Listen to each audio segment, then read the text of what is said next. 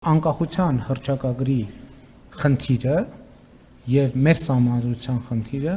մեր ներքին խնդիրն է, որովհետեւ դա անհրաժեշտ է մեզ եւ ոչ թե ուրիշներին մեզ աշխարհում ճիշտ դիրքավորելու համար։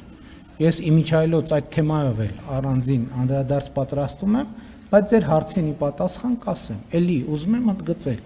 որ անկախության հռչակագիրը ընդ որում հրապարակային տեքստ է, ձեզնից յուրաքանչյուրը դա կարող է կարդալ, վերլուծել եւ կարող է անել նույնիսկ հրապարակային։ Դա ոչ թե անկախության հռչակագիր է, դա կոնֆլիկտի հռչակագիր է եւ արդյունքում կախվածության հռչակագիր է։ Ինչու՞։ Որովհետեւ երբ որ դու պատկերացրեք, դուք տեղափոխվել եք նոր բնակարան եւ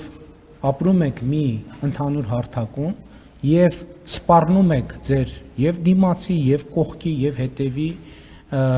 եւ մյուս կողքի հարևաններին այդպիսով հռչակելով նաեւ անկախություն։ Դա ինչ է նշանակում։ Ոնց է այդ սպառնալիքների պայմաններում ապրելու այդ միջավայրում։ Միայն ու միայն արտաքին օգնության, այսինքն միայն ու միայն արտաքին օգնություն ակնկալելով։ Իսկ արտաքին օգնություն ակնկալելը ձեզ դնելու է շարունակաբար մեծացող, ահագնացող կախվածության մեջ նրանից կամ նրանցից, ումից այդ օգնությունը ակնկալում եք։ Եվ հետևաբար անկախության հռչակագիրը կոնֆլիկտի եւ կախվածության հռչակագիր է, եւ ես առաջիկայում գուցե նաեւ տեքստի վերլուծությամբ ցույց կտամ այդ ամեն ինչը, բայց ելի ուզում եմ ասել, որ սահմանադրությունը եւ այս խոսակցությունը մեզ է պետք։ Դա մեր ներքին օրակարգի հարց է։ Մենք դա արտաքին որևէ ուժի հետ չենք քննարկել, չենք քննարկում եւ չենք քննարկելու։ Մենք դա քննարկում ենք մեր ժողովրդի հետ, որովհետեւ ես նաեւ առիթներ ունեցել եմ ասելու, նույնիսկ երթևեկության կանոնների օրինակը բերելով օրինակ, թե երբ որ մենք ասում ենք ով մարդկային արդարություն, թող որ մենք ես թքեմ քո բաց ճակատին, այդ շատ լավ ասում ենք,